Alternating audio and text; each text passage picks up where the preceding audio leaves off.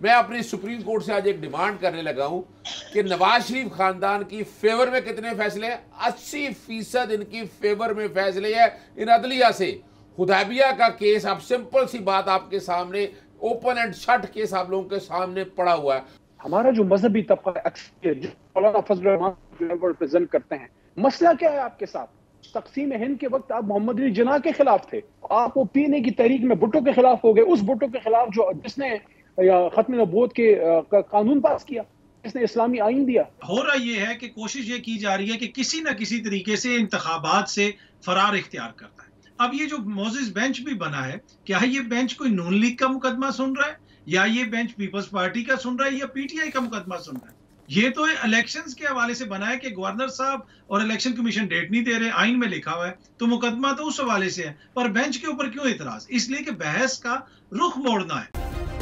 Subscribe करें और bell दबाएं ताकि कोई खबर रह न जाए।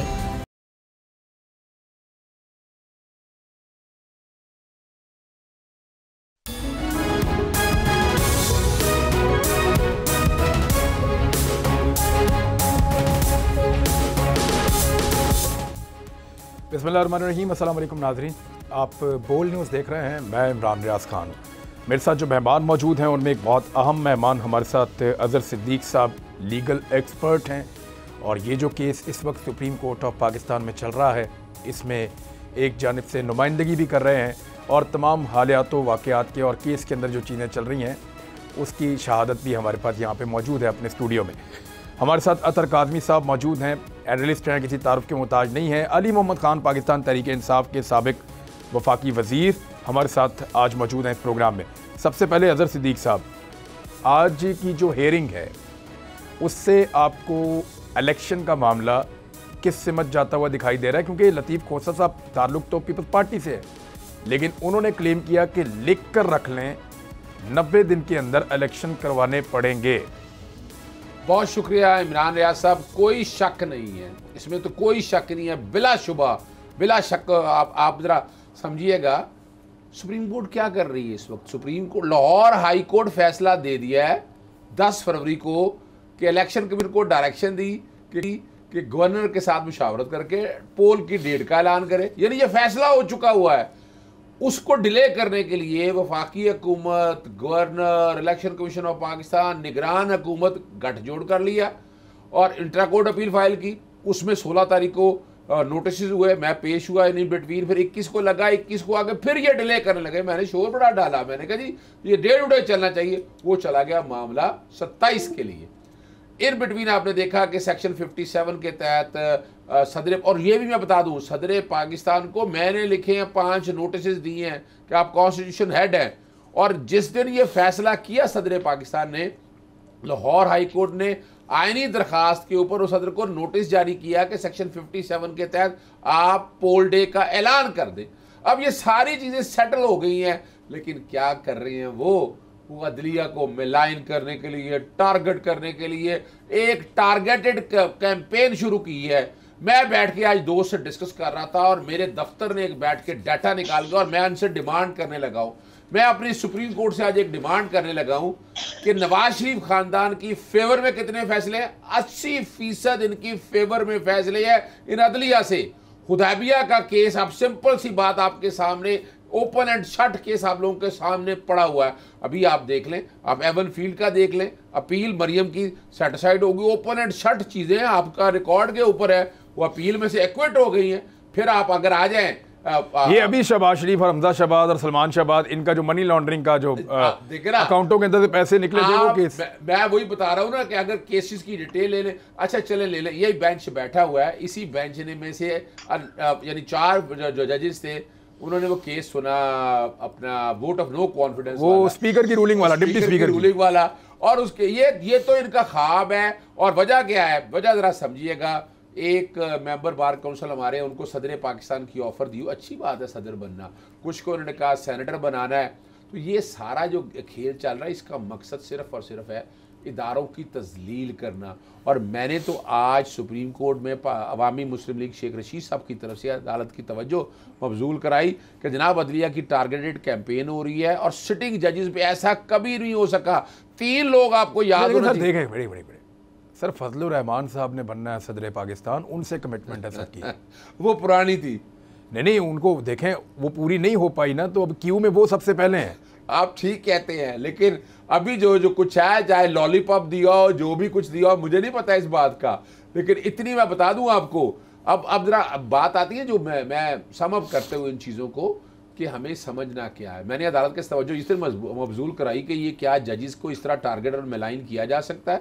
और वो देखिए सीनियर काउंसिल हैं, फारूक नाइक साहब मौजूद थे वहाँ पर, फिर वहाँ कामरान मुर्जा साहब थे, मंसूर अवान थे, पाकिस्तान मुस्लिम लीग नून, और रोस्टर पे जॉइंट स्टेटमेंट। और मैं एक वकील की हैसियत से समझने की कोशिश कर रहा था कि 90 दिन का जो मैंडेट है, देखें खोसा साहब ने कह दिया कि 90 दिन का मैंडेट है, और 90 दिन के मैंडेट को सामने रख के आगे पीछे कहाँ लेके जाएंगे। और जब हाई कोर्ट ये फैसला कर चुकी है, सुप्रीम कोर्ट ने क्या करना है, सुप्रीम कोर्ट ने क्या कहना है 90। और एक और जो हमारे जज साहब ने एक सवाल उठाया कि जनाब असेंबलियाँ तहरीर गलत हुई हैं, आपकी किसी पॉलिटिकल पार्टी ने चैलेंज किया, और 58(2)(b) या 112 आर्टिकल की जब तरमीम 18वीं तरमीम के बाद शक्ल आ गई है, सदर का इख्तियार खत्म हो गया, तो क्या आप वज़ीर आला का वो इख्तियार भी खत्म कर देंगे जो कॉन्स्टिट्यूशन में डेट दिया हुआ है? बात बड़ी सिंपल सी है। नहीं देखिए सर, अगर कोई अपनी असेंबलियां तहलील करता है, दुनिया के अंदर होती हैं, वो तो इस रीजन से भी कर देते हैं कि हम इस मैंडेट के साथ डिलीवर नहीं कर पा रहे, छोटी सी रीजन से भी कर देते हैं कि जी हमें नहीं लगता कि हम इस मैंडेट के साथ डिलीवर कर पा रहे हैं, तो हमें एक फ्रेश मैंडेट चाहिए और इलेक्शन में हम जा रहे हैं। तो वो तो आईने पाकिस्तान के मुताबिक है, अगर वो जाना चाहते हैं, उनको कोई बहुत लंबे चौड़े रीजन देने की जरूरत तो नहीं है। नहीं, जो बात समझने की है कि इस वक्त जो मैं इमरान, इस मुल्क में पॉलिटिकल स्टेबिलिटी आई नहीं, इकोनॉमिक स्टेबिलिटी है नहीं। अब ये एक मौका था, इमरान खान ने इतना बड़ा स्टेप लिया है, 2 असेंबलियाँ तहलील की, यानी वो असेंबलियाँ अगर आज होती तो वो आराम से मौजे कर रही होती है, याशियाँ चल रही होती हैं, लड़ने थड़ने सारा कुछ चल रहा होता, लेकिन उन्होंने सेक्रीफाइस किया। अब समझना एक और बड़ी ज़बरदस्त बात है, जो मैं आपके जो जब केस बहस हो रही थी ना, जब ये कहा गया, मैंने उसी वक्त ये बात की, इलेक्शन कमीशन एक नई नॉवेलिटी लेके आया, कहने लगा सेक्शन 69 के तहत अपना नेशनल असेंबली और सूबाई असेंबली के पोल इकट्ठे होने हैं। मैंने अदालत के सामने सेक्शन 69 पढ़ा, फिर डेफिनेशन पढ़ा। डेफिनेशन में लिखा हुआ है नेशनल असेंबली और प्रोविंशियल असेंबली। भाई आईने पाकिस्तान ने ये नहीं कहा कि सारे इलेक्शन इकट्ठे होने चाहिए, ये हम कौन कहने वाले हैं।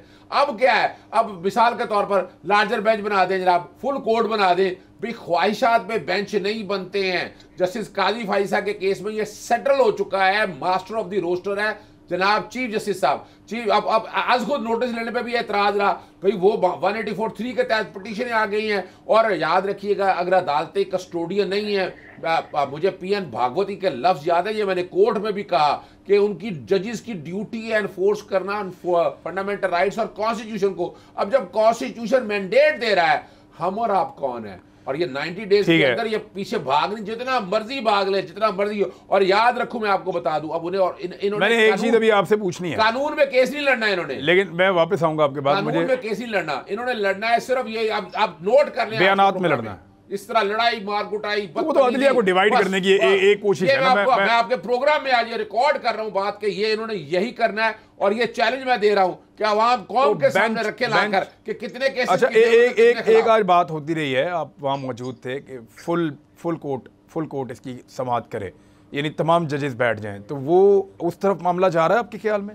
देखिए, फुल कोर्ट किस लिए, क्या मैं एक आम आदमी को समझने की बात है। 90 दिन का मैंडेट है, 90 फुल कोर्ट की जरूरत क्या है? मैं तो एक तो, और दूसरा क्या, और अगर बन भी जाए तो क्या हर्ज है? नहीं, देखिए मैं इमरान साहब इसलिए नहीं कि आपने अगर सारी की सारी कोर्ट इधर लगा दी तो बाकी आम बंदों के केसेस क्या होंगे, फिर 100 सवाल पैदा होंगे। किसी ने जेलों में आना है, बाकी काम करने, तो वो कौन काम करेगा? इसलिए सुप्रीम कोर्ट के बाकी 4 जजेस जो हैं, उनके जिम्मे काम बाकी जो केसेस हैं वो देखकर बैठकर देखें, क्योंकि ये डे टू डे चल रहा है। 2 दिन में 3 दिन में या 4 दिन में, जैसे पनामा का केस आपको पता है 4 तारीख को शुरू हुआ, 3 तारीख को शुरू हुआ था और 7 तारीख को फैसला आ गया था। ये भी नहीं, तो फैसला तो आएगा आइन के मुताबिक, लेकिन फैसला आने से पहले मुतनाज़े बना दिया गया है PDM की जानिब से। ये देखें, ये इसीलिए आज मैंने कोर्ट के अंदर कहा था, और मैं मुतकाजी हूं कि जो अल्फाज इस्तेमाल किए हैं, जिस तरह का रवैया इख्तियार किया, इसमें तौहीन अदालत की कार्रवाई, ये मैजेस्टी ऑफ लॉ को, इस अदालत के डिकोरम को, इसकी अदालत की इज्जत को बहाल करने के लिए बहुत ज़रूरी है। और फिर आपको ख़त्म करने से पहले मैं फिर दोबारा क्यों रिमांड रेज कर रहा हूँ, 80% फैसले इनकी फेवर में है, 20% कानून और आइन के मुताबिक। चले, अब आइन और कानून के मुताबिक आ रहे हैं, तो अली मोहम्मद साहब यहाँ पे ख्वाजा आसिफ का डिमांड है, बाकी सारी जमातों का डिमांड है कि फुल कोर्ट बनाया जाए, और वो ये चाहते हैं, और यानी आपको दिखाई दे रहा है कि अदलिया के अंदर एक उसको पॉलिटिसाइज करने की कोशिश हो रही है।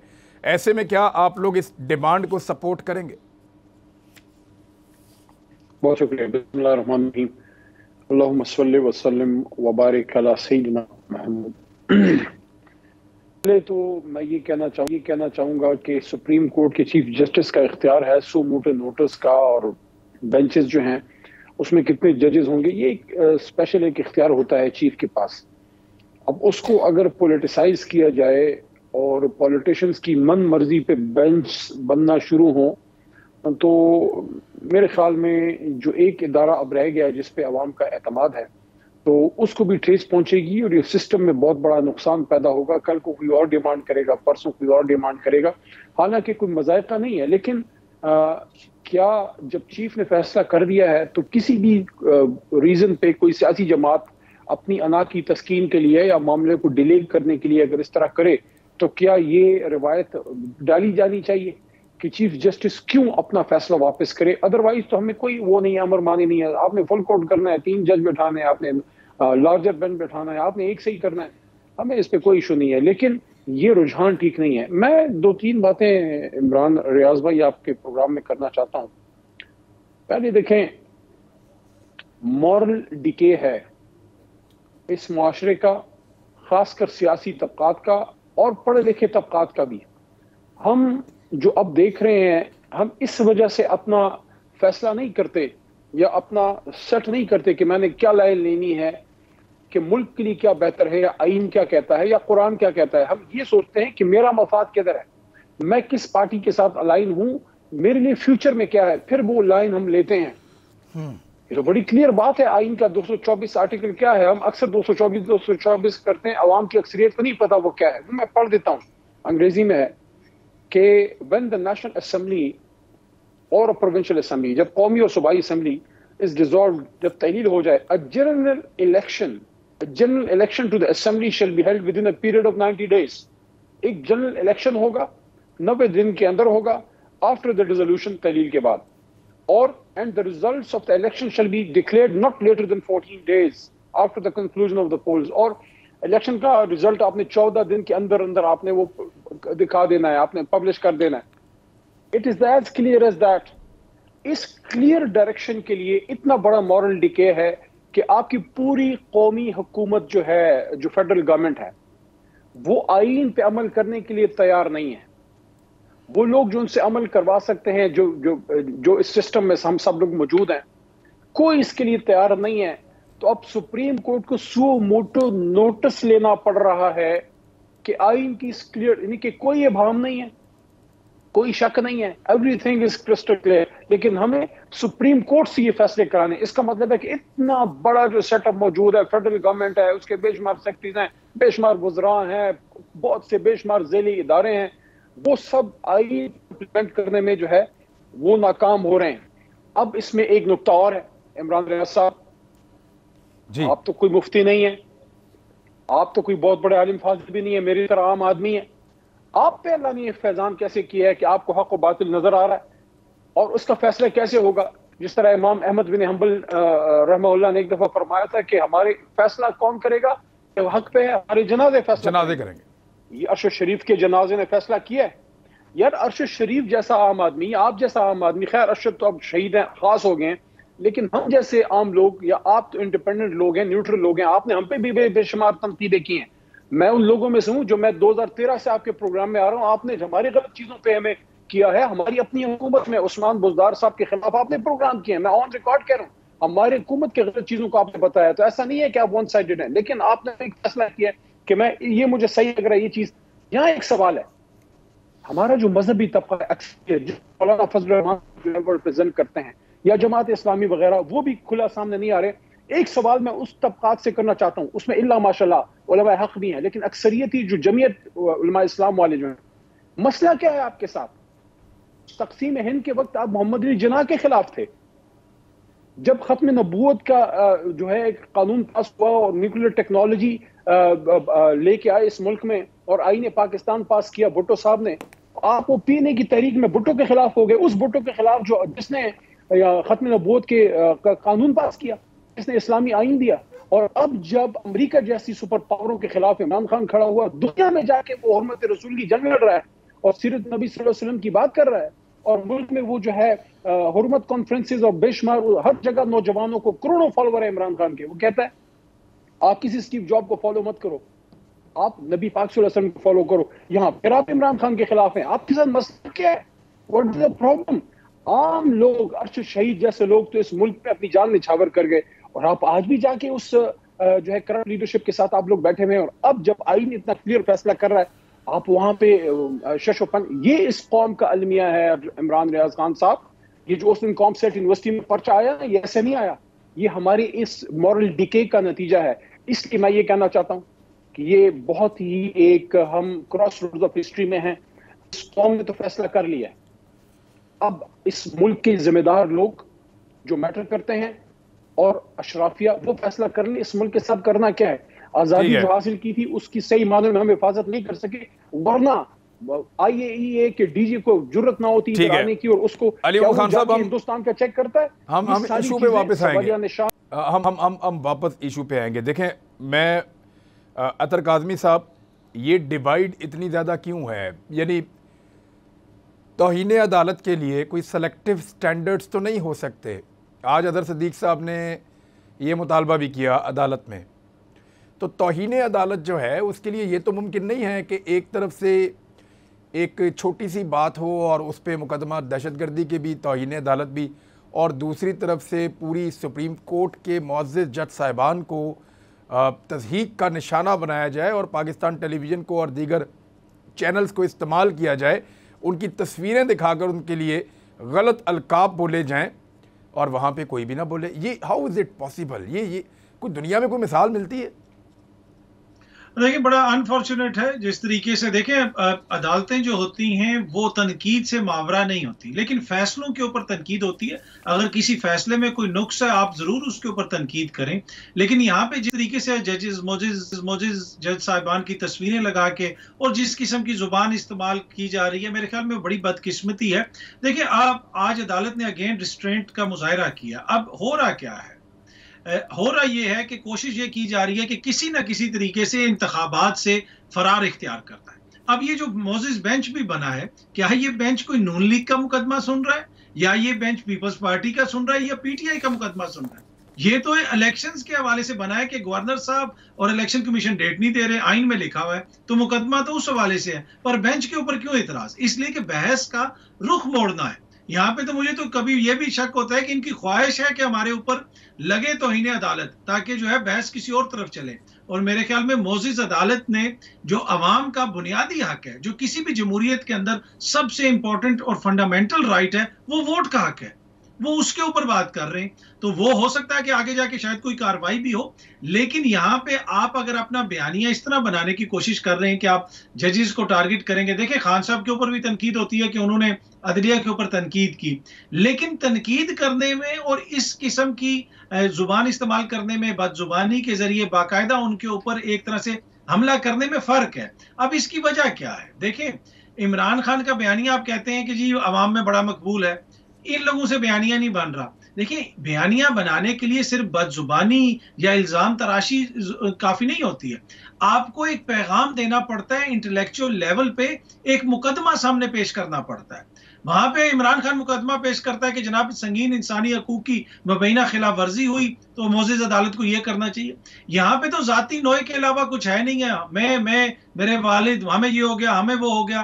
खान साहब कहते हैं जनाब आपका नुकसान हो गया, मुल्क का नुकसान हो गया। ये कहते हैं जनाब मियाँ साहब को ये हो गया, मेरे वालिद को ये हो गया, हम पे ये हो गया। तो ये वजह है, एक इंटेलेक्चुअल कैपेसिटी का वजह है कि ये बयानिया बना नहीं सकते, और ये समझ रहे हैं कि बदजुबानी और बदकुलामी के जरिए बयानिया बनेगा। और दूसरी वजह ये है कि जो नहीं, अगर देखें इसमें इस वक्त तो देखें, जब भी कोई मैच हार रहा होता है तो वो कहता है कि कोई लड़ाई हो जाए, मैच में कोई धांधली नहीं हो सकती तो लड़ाई हो जाए, विकेटें वो खेड़ के तो मैच फारग कर दिया जाए, या कोई भी कुछ ऐसा हो जाए। तो अभी इस वक्त अगर ये मज़ीद गुस्से वाले, बदतमीज़ी वाले स्टेटमेंट आते हैं तो इदारे कब तक रिस्ट्रेंट कर सकते हैं कि वो कोशिश करें कि चलो इलेक्शन ही हो जाए, लोगों को फैसला गुस्सा करने से, झगड़ा आगे बढ़ाने से तो ये मामला जो है वो तातुल का शिकार हो जाएगा।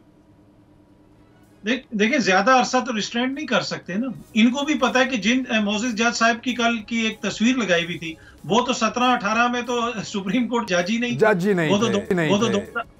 वो तो 2020 में जज बने। और दूसरी बात यह है कि अभी पहले एक मोसेस जज के खिलाफ रेफरेंस आया था, उसमें बाकायदा तौर पे सुप्रीम कोर्ट ने कहा कि जी ये प्रोसीजरल इश्यूज हैं, प्रोसीजर फॉलो नहीं किया गया तो ये तो मुकदमा आगे चल नहीं सकता। हालांकि वहां पे भी कोई मनी ट्रेल वगैरह कुछ भी नहीं दी गई।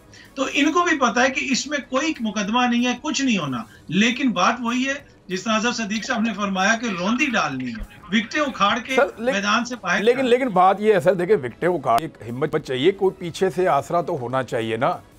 इनको कौन इतना आसरा दे रहा है कि डट जाओ तो पै जाओ, इवन जजेस को भी आप ये कर दें और वो कर दें। ये यानी इस कदर वो मुझे लगते नहीं है इस काबिल। ये कोई जब तक इनके पास सपोर्ट ना हो, जब तक पीछे से हलाशेरी ना हो, तब तक मुमकिन तो नहीं लगता मुझे ऐसा।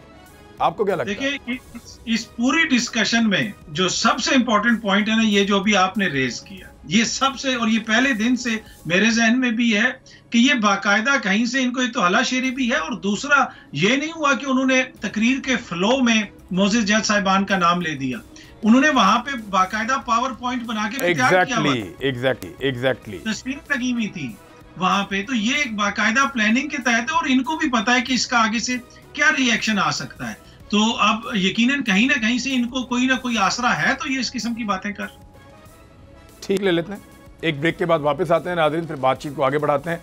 सवाल ये है कि जस्टिस जनाब मंदोखेल साहब का नोट पीपल्स पार्टी के वकील के पास कहाँ से आया? ब्रेक के बाद।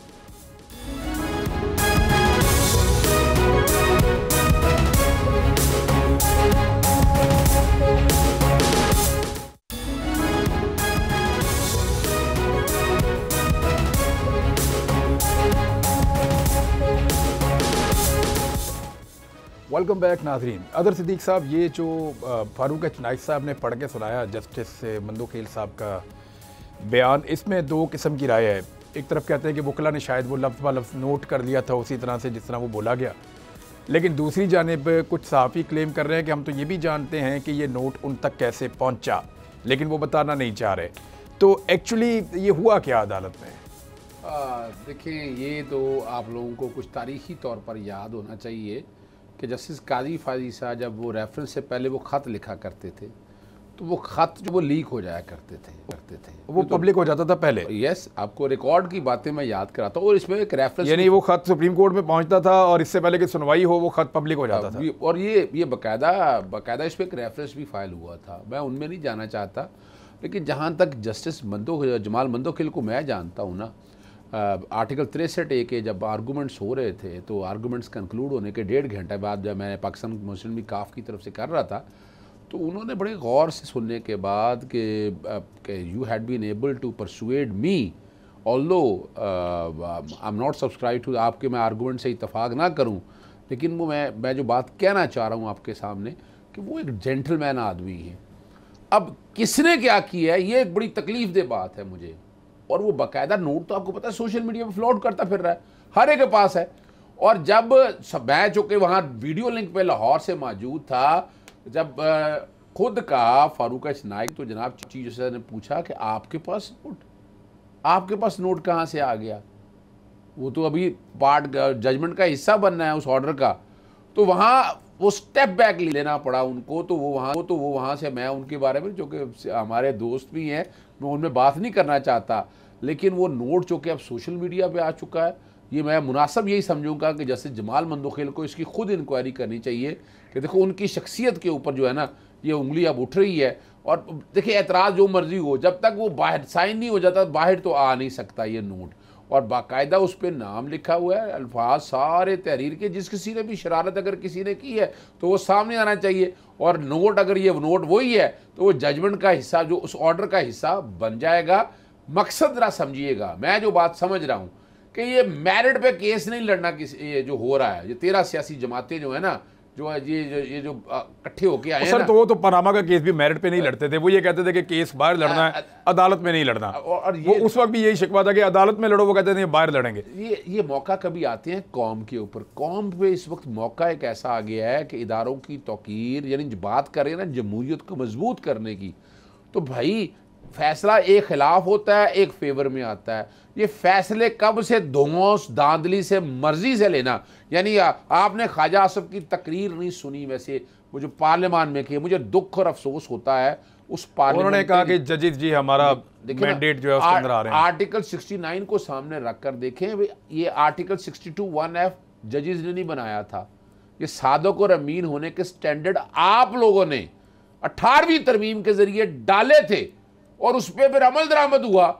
और वहां पर, और ये पहला फैसला नहीं था भाई पनामा के केस के अंदर आपने जो तनख्वाह दे के झूठ बोल के फ्रॉड करके फ्रेब करके अकामा लिया हुआ था ना, अकामा डिस्क्लोज नहीं किया था। अकामा की कंडीशन ये थी कि आप देखें ना, इसकी अकामा कंडीशन क्या थी कि सैलरी वाला लेना है। और वहां, और दूसरी तरफ देखिएगा जरा, ये तो मेरिट पे आ गया ना, फिर ये और रिव्यू भी हो चुका हुआ है, फिर पार्टी सदारत के तौर पर खारिज हुई, फिर वो भी रिव्यू खारिज होगी।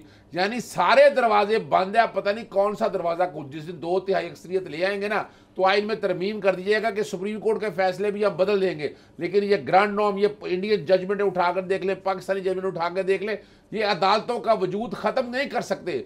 आप डाइल्यूट करने की कोशिश जितनी मर्जी करें। और दूसरी जो बात बड़ी तकलीफ, नहीं, अगर ये मुतालबात के ऊपर जजेस को हटाना शुरू कर दिया, कल पाकिस्तान तरीके इंसाफ आती है, वो कहती है जी ये वाले जजेस हम नहीं चाहते कि ये इस केस को सुने। फिर एक और पार्टी आती है, वो कहती है वो वाले जजेस को हम नहीं चाहते।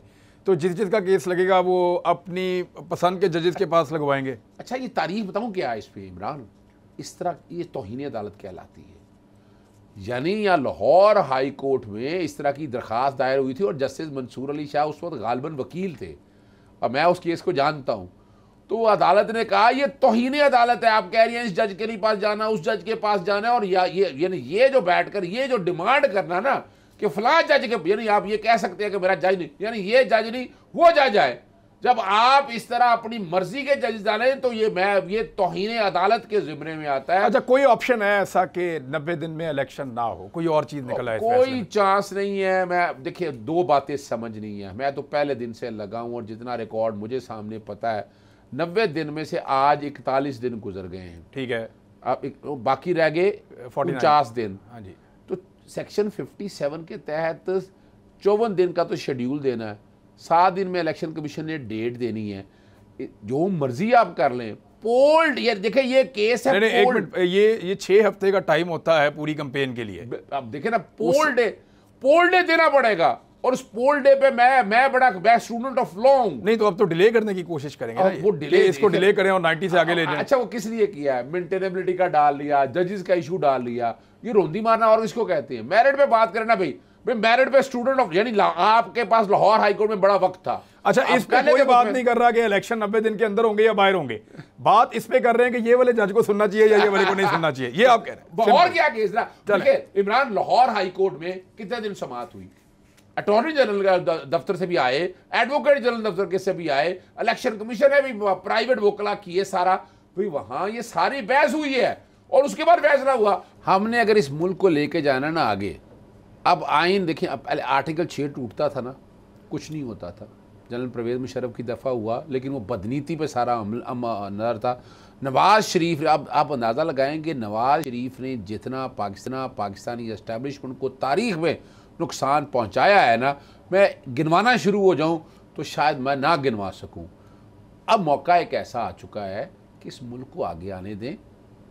जो आईन पाकिस्तान 1973 में जो कंडीशनर्स लिखी हुई हैं, यानी हम जितने बुनियादी हक लिखे हुए हैं उस पर अमल दरामद हो। अब लिखा हुआ है, या तो कह दें कि आपने आइन में ये नहीं लिखा कि असम्बलियाँ पहले तहलील हो सकती हैं, या आपने ये नहीं लिखा कि वक्त से पहले असम्बलियाँ तहलील होनी है तो 90 दिन में इलेक्शन होंगे, और जब टाइम पे असम्बलियाँ तहलील होंगी तो वो 60 दिनों में होंगे। ये तो सारा कुछ आईन पाकिस्तान 1973 में, और जिस डॉक्यूमेंट में हम सारा कुछ चल रहे हैं, पूरा मुल्क उस डॉक्यूमेंट, लेकिन उसमें से बड़ा ज़बरदस्त लफ्ज़ कहा, मेरा आइन मेरी मर्जी, मेरे आर्टिकल मेरी मर्जी, मेरी असम्बली मेरी मर्जी, मेरे इलेक्शन मेरी मर्जी। ये अब मेरी मर्जी चलने वाला मैं नहीं समझता ये चल सकेगा। बहुत करीब आ चुके हैं हम चीज़ों के। अगर आपने इसी तरह खिलवाड़ रखा तो इस मुल्क में फिर दंगा फसाद, खून, आप ये सारा कुछ देखेंगे। रोके इसको खुदारा, आगे आइन के मुताबिक चलाएं। लेकिन देखें जो हाल, उन्हें नहीं लगता कि आइन ज़्यादा ज़रूरी है, इक़्तिदार ज़्यादा ज़रूरी है। अतर काज़मी साहब, मामला जाएगा किस तरफ सर? एक तो देखें सुप्रीम कोर्ट में ये अज़हर सिद्दीक साहब बैठे हैं और पीपल्स पार्टी के लोगों से बात हुई है, वो भी इवन जिन वकला से बात होती है ऑफ द रिकॉर्ड सारे कहते हैं जी आइन के मुताबिक जाना पड़ेगा और होने तो इलेक्शन ही है, जितना मर्जी हम रोला डाल रहे हैं। हम इस सारी चीज़ को कंट्रोवर्शियल तो कर सकते हैं लेकिन इलेक्शन को नहीं रोक सकते। अब जब इलेक्शन को नहीं रोक सकते तो सूबाई असम्बलियों के इलेक्शन होंगे, कौमी असम्बलियों के फिर नहीं होंगे। ये सिनेरियो पाकिस्तान की पॉलिटिक्स में हमें पहली मरतबा इस तारीख में देखना पड़ रहा है। इसके नताइज क्या होंगे और आप क्या होता देख रहे हैं? देखिए, आजकल हो रहा ये है कि मेरा आइन मेरी मर्जी, जिस तरीके से सब कुछ इंटरप्रिटेशन हो रही है कि वाज़े अल्फाज में लिखा हुआ है कि 90 रोज में आपने इंतखाबात करवाने, लेकिन इसमें जो बदकिस्मती है ना, देखें अब इसका आगे सियासी नतीजा क्या निकलेगा वो तो आप बहुत सारे उसमें सिनारियोज हो सकते हैं, लेकिन मेन आउटरीच जो वो जमहूरियत पसंद लोग हैं जो सुबह से शाम तक आपको आइन के लेक्चर दे, आप हालत ये देख लें कि आप इलेक्शंस की सुप्रीम कोर्ट तक हमारा जा चुका है कि एक बुनियादी चीज है कि हमें जमहूरियत के अंदर वोट का हक हो, उसको भी लेने के लिए अभी सुप्रीम कोर्ट हम गए हैं जहां पे आइन में वाज़े तौर पे लिखा है कि 90 रोज में इलेक्शन करवाने, कुछ भी मुबम नहीं है। एक छोटी सी मिसाल दे दूं कि गुज़िश्ता 8-9 महीनों के दौरान हुआ क्या है। अब CCPO लाहौर हैं गुलाम महमूद डोगर साहब, जो सुप्रीम कोर्ट के हुक्म के मुताबिक अपने ओहदे पे बहाल हो चुके हैं, लेकिन उनको वहां पे चार्ज नहीं दिया जा रहा। हाँ। और कल मैं एक प्रोग्राम में था तो वहां पे एक सहाफी बता रहे थे कि जनाब इनको चार्ज नहीं मिलेगा, तो मैंने कहा मेरे पास भी ऐसी इत्तला है, लेकिन ये कितना बड़ा अलमिया है कि मुल्क की सबसे बड़ी सुप्रीम कोर्ट ऑफ पाकिस्तान ने फैसला किया है और चार्ज नहीं मिल रहा। वैसे ये तो सर इसमें तौहीन अदालत नहीं होती, इस पे तो हो जाती है, इस पे तो होनी चाहिए। अली मोहम्मद खान साहब, ये तो ज्यादा बड़ी तौहीन अदालत है कि सुप्रीम कोर्ट एक चीज का फैसला करे और फिर निगरान हुकूमत उसकी क्या जरूरत है वैसे, और वो माने ही ना। जी बिल्कुल, ये बहुत ही क्लियर वायलेशन है और बहुत ही सबकी की भी बात है और इस पूरे मुल्क के लिए एक बहुत बड़ा अलमिया है। जो मैंने आपको शुरू में एक बात की कि एक मॉरल डिके का हम शिकार हो चुके हैं और किसी को इसकी फिक्र है कि अगर आपने at the end of the day जाके सुप्रीम कोर्ट की डायरेक्शंस और उनके अहकामात को भी इस तरह से वायलेट और एब्रोगेट करना है तो इसके बाद तो फिर खुदा ना करे, लेकिन इसके बाद तो मुल्क सरजमीन बेआइन हो जाएगा। अगर नीचे के डिपार्टमेंट्स SNGAT या कैबिनेट डिवीजन या एस्टैब्लिशमेंट डिवीजन जो रिपोर्ट करती है बाकायदा और जिनके नीचे बेसिकली एस्टैब्लिशमेंट डिवीजन के नीचे सारी ट्रांसफर पोस्टिंग ये सारे इश्यूज जो हैं वो चलते हैं, मेरे ख्याल में इस पे स्ट्रॉन्ग एक्शन जो है वो लेने की ज़रूरत है। और सुप्रीम कोर्ट जो है वो रिस्ट्रेंट का मुजाहरा तो कर रही है, लेकिन कब तक? और अगर इस तरह चलेगा तो ये सरकारी मुलाजमीन पे भी सवालिया निशान है, क्योंकि उन्होंने ओथ लिया है इस मुल्क के आइन का। अगर इस तरह से वो वायलेट करेंगे तो ये तो मुल्क का पूरा कॉन्स्टिट्यूशनल स्ट्रक्चर जो है वो उसमें बहुत में लाया जा रहा है कि ये तो ब्रेक डाउन हो जाएगा, सिस्टम में ब्रेक डाउन की तरफ। और जरूरी ये है कि आइन के मुताबिक चले, लेकिन यहाँ सबको अपना अपना आइन, अपनी अपनी तशरीह चाहिए आइन की, और सबको अपनी मर्जी के फैसले चाहिए। और अब तो हद ये हो गई है कि सबको अपनी मर्जी के, अफसोस है लेकिन जजेस भी चाहिए। अब तक के लिए इतनी मुलाकात होती है, अगले प्रोग्राम में। अल्लाह हाफ़िज़।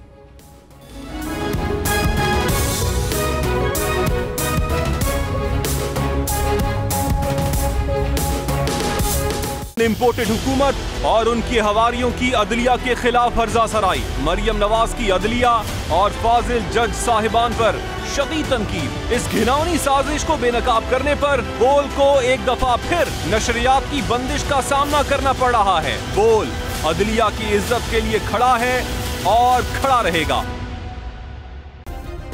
सब्सक्राइब करें और बेल दबाएं ताकि कोई खबर रह न जाए।